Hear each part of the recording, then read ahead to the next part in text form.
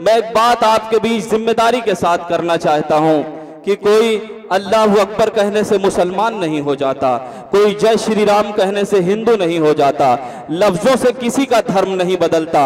हर जात, हर मजहब, हर बिरादरी के लोग इस मुल्क में मिलजुल कर रहते हैं, एक दूसरे के त्योहारों पर बधाई देते हैं, एक दूसरे की मरनी और बीमारी पर शरीक होते हैं। इसी को खूबसूरत हिंदुस्तान कहते हैं, इसी को हम हिंदुस्तान कहते हैं और यही हिंदुस्तान की साझा संस्कृति है। इसीलिए इकबाल ने कहा था, सारे जहां से अच्छा हिंदुस्तान हमारा, सारे जहां से अच्छा हिंदुस्तान हमारा, हम बुलबुलें हैं इसकी ये गुलसिता हमारा। मजहब नहीं सिखाता आपस में बैर रखना, हिंदी है हम वतन है हिंदुस्तान हमारा।